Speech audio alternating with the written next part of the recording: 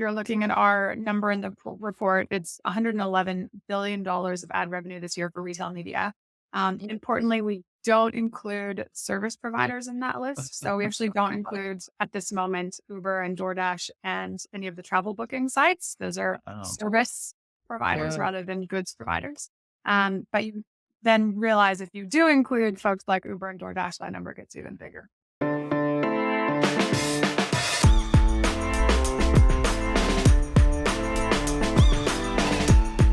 what does the future hold for mobile and marketing, advertising, user acquisition, all that stuff in 2023 and beyond? Welcome to Mobile Heroes Uncensored. My name is John Katsir. Our co-host, of course, as always, is Peggy Ann Salt.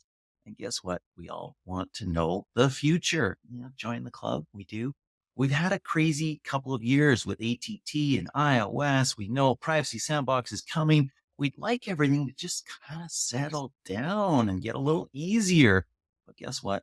It's probably going to get crazier. Today, we're chatting with somebody who spends all day working on trends, forecasts, peering into crystal balls, looking at big data, and trying to understand where the puck is going. Peggy, who is that? Who are we chatting with? Well, we've got someone who's doing that all the time, and it's in tons of research and reports. We have Kate Scott-Dawkins. She is Global Director, Business Intelligence at Groupm. Of course, Groupm is where she contributes thought leadership around economic trends, forecasts, and an industry analysis that we'll be getting to as well. Groupm, in case you didn't know it, but of course you do, John, but some people don't. I didn't know the number. World's leading media investment company, that I knew, responsible for more than $113 billion in annual media investment, that I didn't know. That is huge. That's a large number. That is huge. So Kate is responsible for producing valuable content to drive better outcomes for clients, inform the larger media and advertising community as a whole, and be here on our show and do it.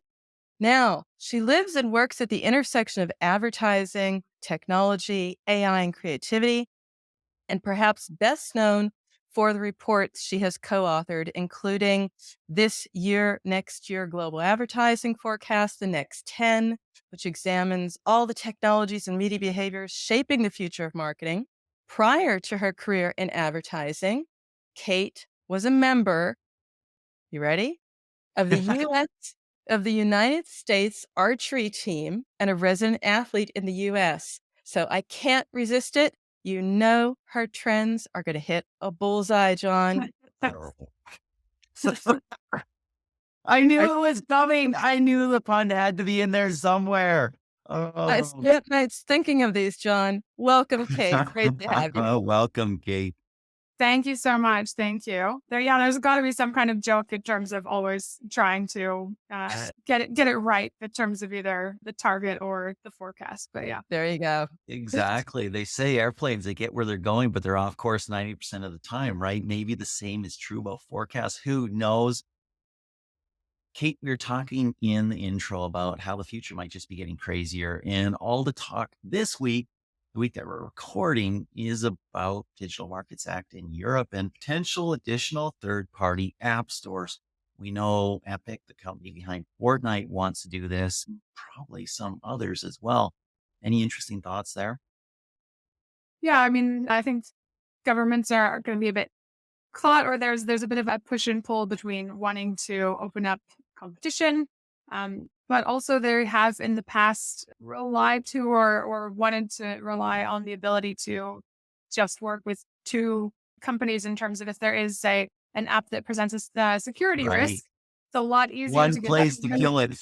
exactly two stores to remove it from. I think there's going to continue to be tension around that in the future. They also have an interest in protecting consumers from potential malevolent apps, and so there's going to be a lot of due diligence on anyone who's offering app stores to the public, I think. So not a slam dunk is what it is. Are there any true slam dunks in life anymore? Probably not. Indeed not. Well, I have to go back to what I thought was amazing, even without the pun. Archery to amazing research. That is not the usual career path. That is certainly a different trajectory altogether. I want to understand what sparked that shift in your thinking and in your career path, Kate. I guess interesting. I was maybe slightly rare in that I left high school here in the US saying I was going to go into international marketing. That was the long term plan. Archery was a wonderful detour. Actually, only picked it up my freshman year in college and then won the college national championships my junior and senior year. So it was a quick progression. And I think the same thing now for forecasting has been across the Groupm network for a long time, but really found and fell in love with it over the last couple of years. And it's been a real whirlwind getting to author this year, next year now, and moving forward on that path. So start something and get into it and really dive deep. I have to ask if you ace it all the time, Kate. Yeah, I wouldn't want to always be the one to give the forecast. It happens. It probably happens to you too, John. You say something, and then next year, someone will say, "Well, isn't this what you said last year?" Nobody And you, looks back, Peggy. Nobody looks back. We're all nobody notices. I've seen some people do that on occasion, but maybe that's just a few people I know who just want to hold it over you. Forecast early and forecast often. The best thing is you always get to redo the forecasts. We constantly are updating our view. We did that this year with so much macroeconomic change happening. We've tracked 62 markets very closely. 31 of those actually downgraded their estimates from the June Mm. forecast. 21 upgraded and 10 stayed the same. So we're Nice. constantly, all of us, I think, in this industry, watching change and reforecasting as we go. Talk about your global end of the year forecast. You're saying it's rosier than expected, but not great. What's that mean? Yeah, I think the words we use in the report were cautious optimism. So we are expecting 6.5% global advertising growth for this year. That is a nominal figure. It means we're not adjusting for inflation. So if you're looking at it, say, against these sort of IMF expectations for global inflation, it does relate to a slight decline in terms of real growth. It's not altogether rosy, as you said. But I think there are elements of what we've seen in the current economic landscape that point to our base case, which is not a deep and prolonged recession globally. We're starting to see inflation numbers come down. We saw that in the US and the UK this week. We've seen a reduction in the interest rate rises in both of those markets as well. And we're continuing, especially in the US and lots of other markets around the world, to see low unemployment numbers, which means that consumers are, for the most part, relatively stable in their employment positions, although there are, of course, especially in the UK now with industrial action, those who are still looking for better wage increases that keep up with inflation. But for the most part, low unemployment, continued retail sales with consumers, footing for now some of the price increases that have come along with inflation. I'm a little surprised to hear that there's at least nominal growth in advertising, given all the bad news that we've heard. The other thought that I had as I was listening to you was that while there's nominal growth across the board in advertising, my guess is digital is probably still a little bit up. And there are probably pockets within that that are up significantly above the mean. I'm guessing mobile is there, and I'm guessing CTV or smart TV, connected TV streaming is one of those. Am I correct?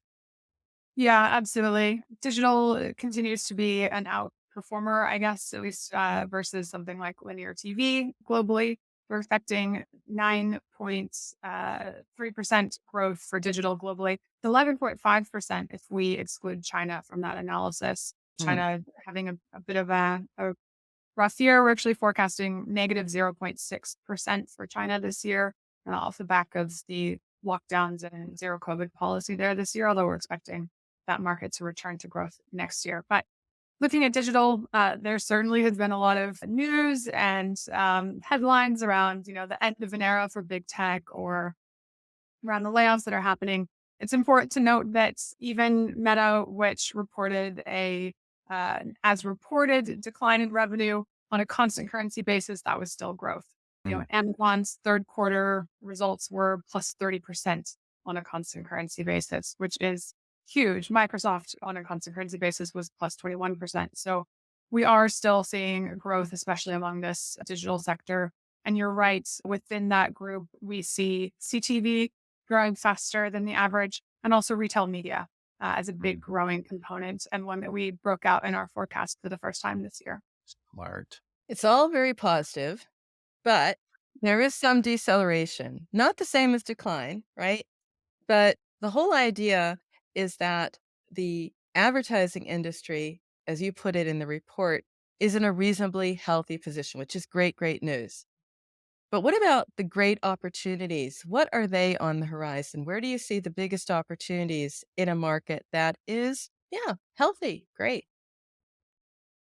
Yeah, I mean, it is a mature market. So we have, interestingly, over the past 6, 7, 8 years, seen advertising revenue grow actually faster in most years than GDP. It's lost some of the correlation that I think a lot of people assume the industry has with overall GDP growth, and some of that's come from several secular drivers that we talk about.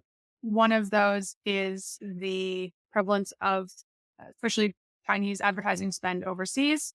So that's one of those elements that I think has been essentially in distress this year or under duress this year. We'll see if that comes back next year. Another one has actually been digital endemics. So these are companies, and a lot of them are mobile first companies. You know, travel booking sites, anyone that has a business that is primarily online. You can think of the dating apps in this group, mobile gaming companies, the fintech companies are in this group, and they've really been sort of outsized spenders on advertising. So we look at their advertising expense as a percent of revenue. Sometimes that's 50, 60, some quarters over 100%. And this was sort of a possible, this grow at all costs was possible when the cost of capital was zero, when interest rates were near zero. And so this, yes, not so anymore.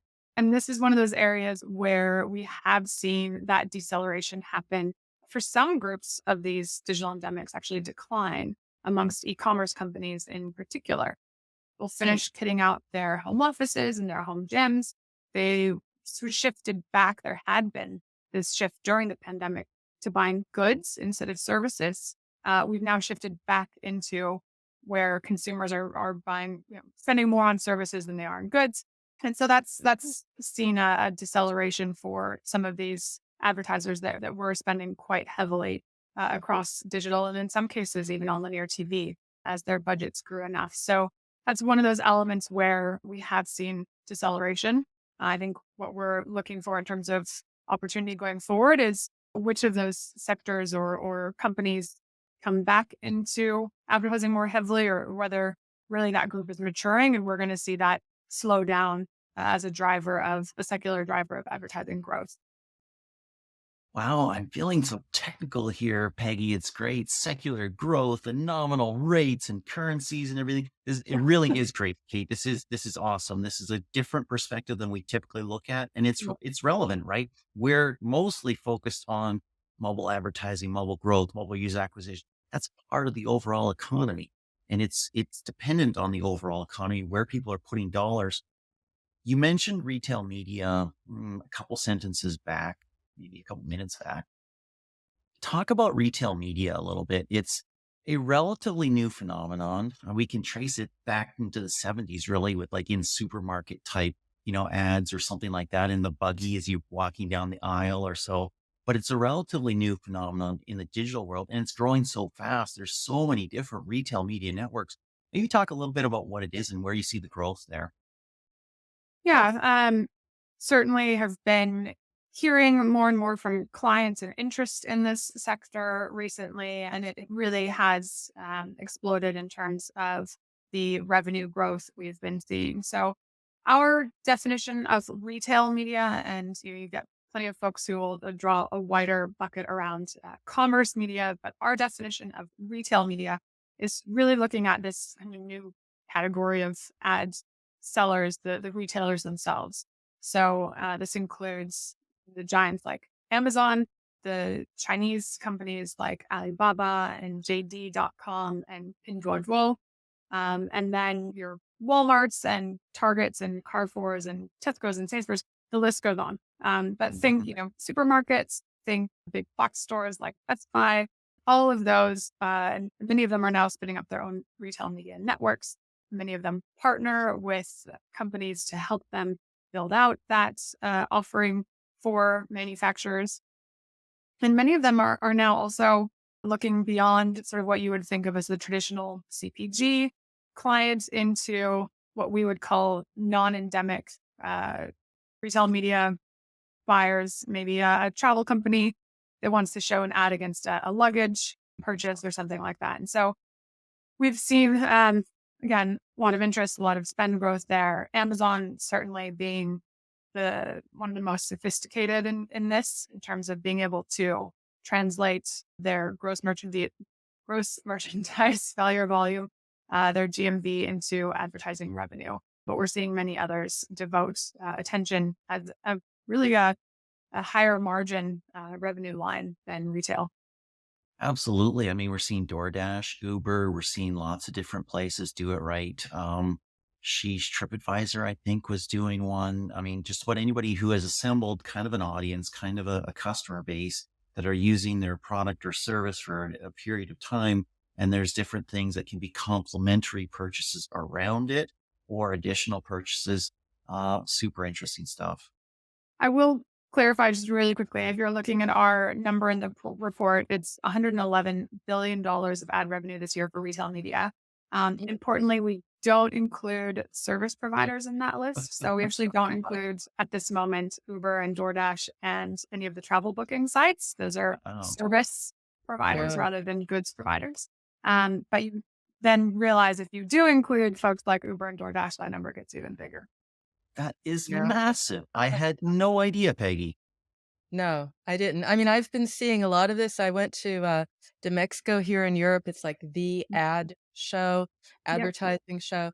And it was astounding. There were companies like Otto, which is the Amazon of Europe. There's Aldi and Lidl and these mega supermarkets. And you talk to them and they're like, next year, we're going to build a network. That's all they have on their mind. So I could see it coming here. And, they have like billions to throw at this. So it's like, yeah, we're going to be the Amazon of Eastern Europe because Amazon isn't that big in Eastern Europe. So we're going to do it. So there is a lot of opportunity. I'm curious what this means for marketers' spending choices because it's like, yeah, I can look at channels, but hey, I can look at these networks too. So what are you seeing? How do you see that dynamic playing out? Yeah, I think if we look at sort of the traditional uh, manufacturers that are present in these retail stores already, right? They have relationships with many of these retailers already.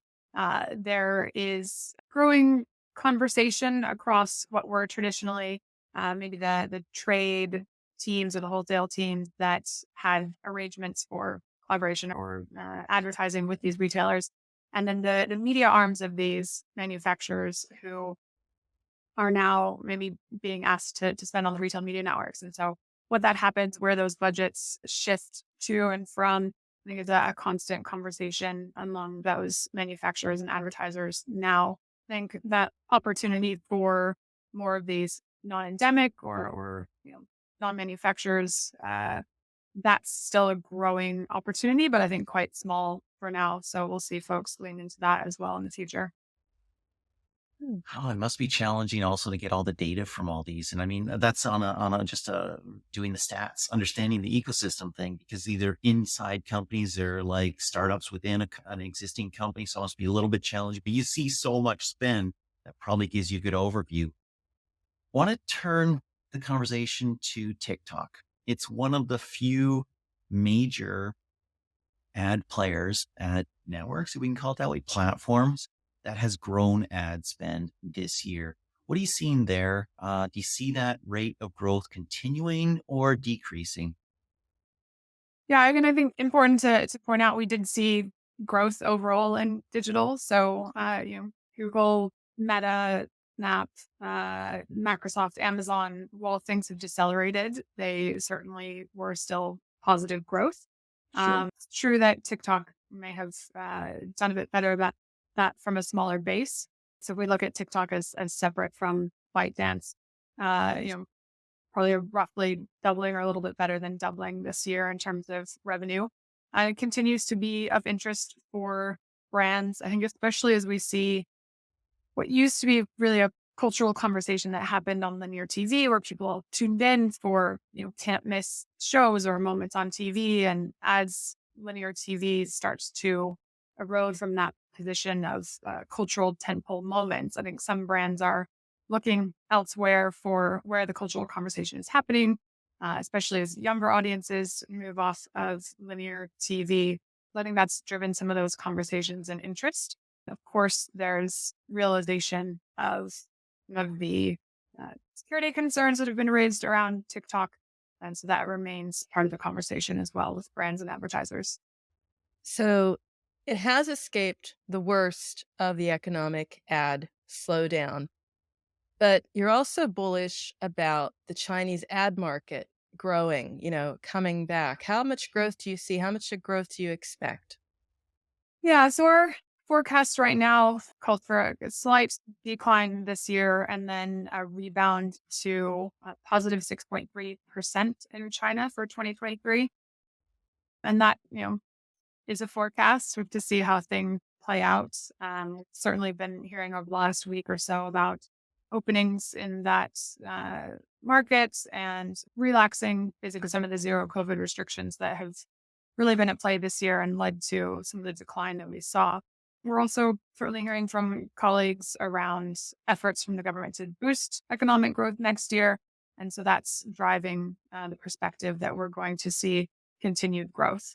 So yes, I guess we're optimistic in that sense of return to growth in China.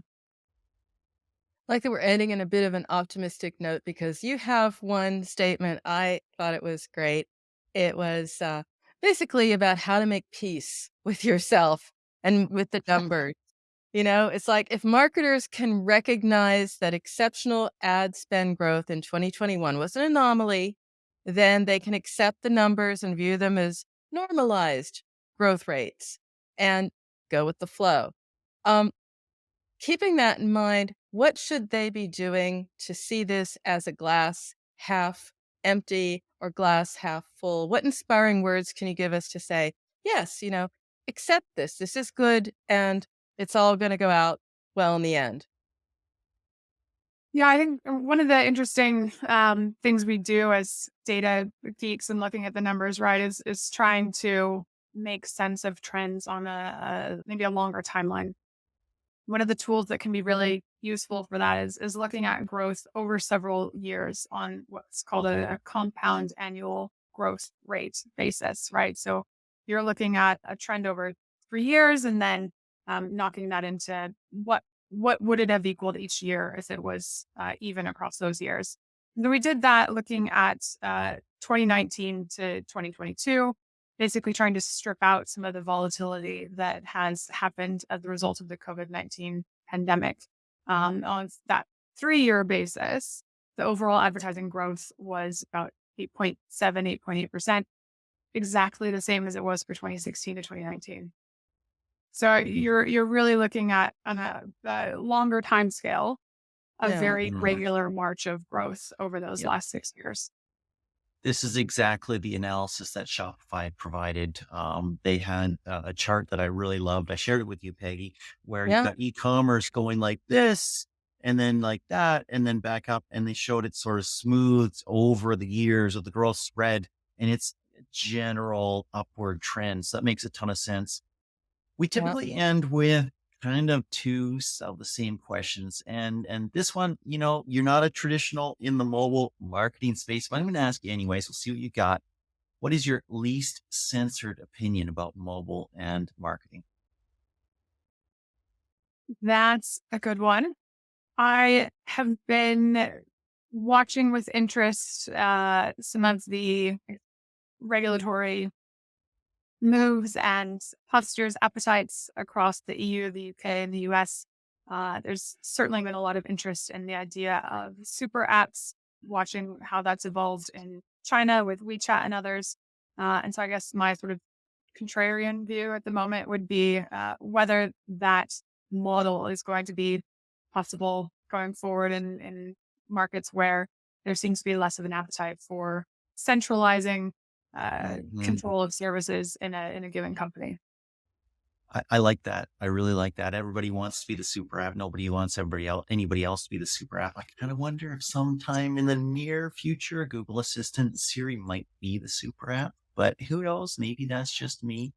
The second question we ask everybody is your top tips for marketers heading into 2023. It's a good one. I think the biggest thing when I've been talking to clients about internally as well is whether there's an opportunity or a need to rethink some of the foundational tenets around reach and frequency being the go-to for marketers, especially as we enter a period where reach on platforms like linear TV is going to be increasingly hard as that erodes, especially in markets like the US, where we see pay TV penetration declining rapidly. And it's following suit in other markets, even strongholds across Central and Eastern Europe. That trend is continuing in markets that are heavily pay TV focused. So I think, yeah, reimagining whether reach and frequency are still the starting place and how to meet your reach goals on other places or beyond the linear TV space. Super interesting to hear from the opposite side a little bit, Peggy, because typically we're talking to performance marketers and clearly Kate is more dealing with brand marketers, and we're seeing performance marketers move more towards brand. We're seeing brand marketers move more towards performance, which I think is part of our thesis, Peggy, that brand and performance are pretty much the same thing. They're just different aspects, but I'll leave it to you. Interesting. Different things, different KPIs. It was very interesting, though, to have your perspective on this, Kate, I have to say, especially the last point about reach and frequency. Now, that's something we're going to have to take with us, John, because that's a framework. That's the tenet, right? That's the foundation of everything. And she is, in a very interesting way, bring that into focus and into question. So it may be a very, very interesting 2023. I want to thank you for sharing, Kate, for bringing your thoughts and yeah, and challenging us as well with some hard data, And hard yeah. facts. And she just spouts them off like she's got them Yeah, all memorized too. This is insane. What is going on up top there in that brain? It's like Eastern Very Europe is full. 21% and this little thing is 10%. And like, wow. amazing, amazing. Thank you. Spend a lot of time with the numbers. That was great. Thank you so much for having me. I really enjoyed the conversation and hopefully we can do it again. And thank you to all listeners. We really do appreciate you. Hope you're enjoying it. Let us know on social if you are. And let us know if you want to come and we'll have you on the show. If you're a mobile hero or you know of someone who is, then fill out the interest form over at shorturl.at/JKSKT. Also, Liftoff has a Slack for mobile heroes and people in the mobile ecosystem. There's a link on the screen. And if you're listening to the podcast, it's at info.liftoff.io/Slack-signup. It's pretty cool. There's smart people there. And you know what? They probably need you too. And you have probably been completely blown away by all the insights on this show, and you want your transcript, and you can have it because the transcripts are over at Liftoff's website. Go to liftoff.io, click on Heroes, and then click on Podcast. I actually personally love transcripts because I read way faster than people talk. So that's a great way to get insights really, really quickly. Until next time, this is John here. Thank you so much for joining. And this is Peggy Ann Saltz signing off from Mobile Heroes Uncensored.